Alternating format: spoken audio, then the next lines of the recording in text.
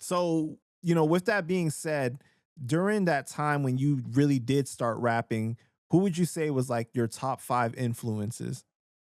I was huge on Snoop, which is weird because it's very contradictory for me to be so lyric based at the time, but I just loved Snoop. I think it was the nostalgia of him being one of the first rappers I connected with.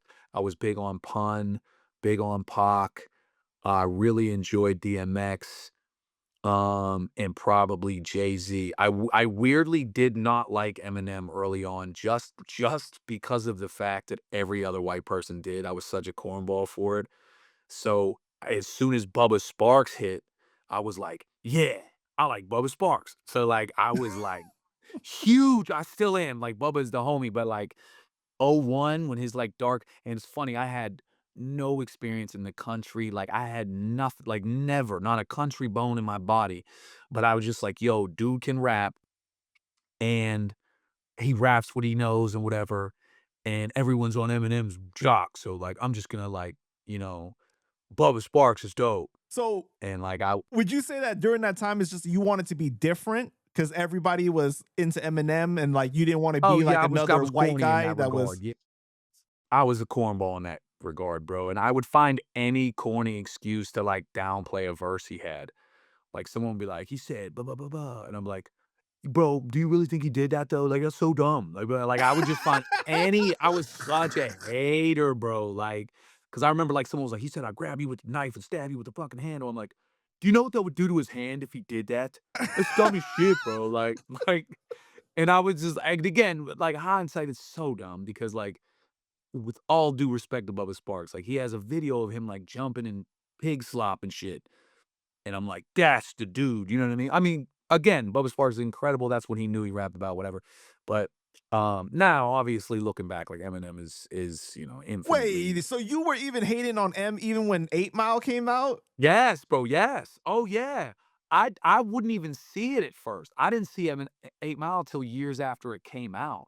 Wow. And because I was just like, bro, I was just a I am hater. Like, I didn't really jump on board the M train of like, okay, dog, I'm talking about.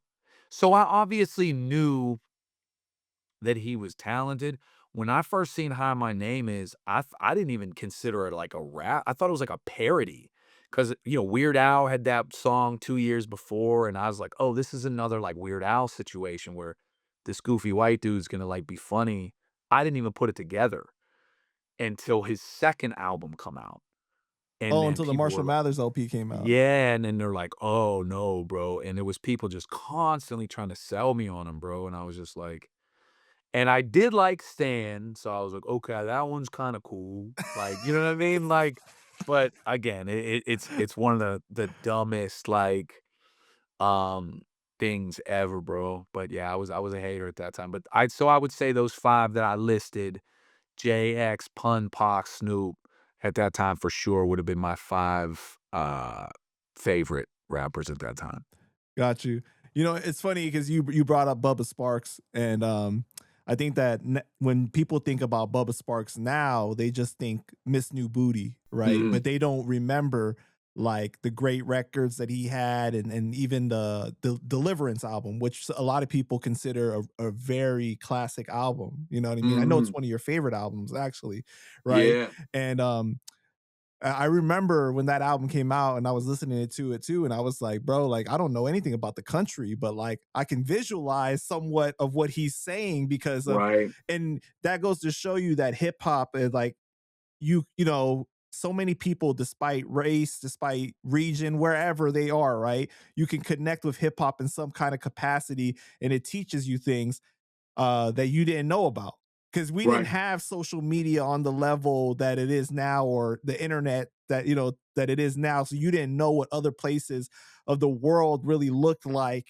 to that extent. You just didn't know. But like, when you hear Mob Deep talking about New York, you're not from New York or something like that, and then like you're like thinking about it, you're like, wow, like Right. this is crazy, right? So it's like same thing with Bubba, like, oh, this is what the country is like in Georgia where he's from, you know, like And the crazy thing is too, man, like, if you go to New York and you're driving through or you're walking through, one of the first things you wanna do is, like, listen to some Mobb Deep. You're like, "Okay." Like, you wanna be the soundtrack. It's crazy, man. So, yeah, I've always I mean, I'm a huge Bubba Sparxxx fan to this day, but that was that kind of a funny thing is, like, when everyone else's white rapper inspiration is Eminem that's my age, or mine was Bubba Sparxxx. right. And I don't sound like Bubba Sparxxx. I don't necessarily rap like Bubba Sparxxx. I mean, he definitely influenced me lyrically because he's a good lyricist, but I definitely have probably now looking back have tried to take more from Eminem's arsenal than Bubba Sparxxx. But yeah, That song Nowhere on the Deliverance album though, bro. bro, that song is crazy fire. Cause I mean, but the album in general, because the beats was crazy, right? Because you had Timbaland and you had Organized Noise doing the beats. You Oh had my Travis god. Barker on that Madden joint, that "Back in the Woo. Mud Again, and then I Confess." Bro, like, that album is one of my favorite rap records ever, bro, and I have like you said, I've never stepped foot in LaGrange. I don't, you know what I'm saying? But I didn't even see "Oh Brother, Where Art Thou" until years later, which I think he did the little parody video or whatever. Yeah, I mean, it just says something about that record, bro, and, like, but it also says something to be able to make a Miss New Booty when asked, right? So, like, Mhm. that's something that should be appreciated too. Like, yeah, I guess he could have stuck with his guns and released the same kind of record over and over again, but somebody was like, "Yo, the club needs something," and he dropped an absolute anvil, and you know what I mean? However you feel about it, I mean, that's an accomplishment for sure.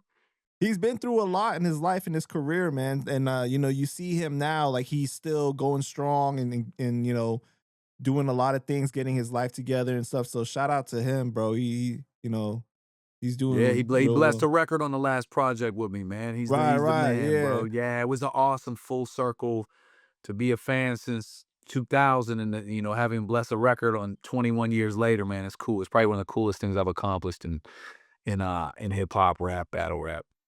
You know what's crazy is that on that Nowhere song though, he says that, you know, he's telling the fans in that one line, he says that, "Would you put my soul to rest and add me to your playlist?" Where he said, you know, Eminem's incredible. Right. So it's funny that, you know, because you were a Bubba fan over a M fan, but Bubba is saying that, you know. Yeah, So and it's the funniest thing. He was at the same time like, "Yo, dude's incredible. Why do we have to stop with this white rapper comparison, da da da."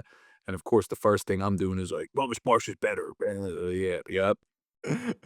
so when it came to hip hop though, like did you ever try any of the other elements like breakdancing, graffiti, or DJing, or was it always rap for you?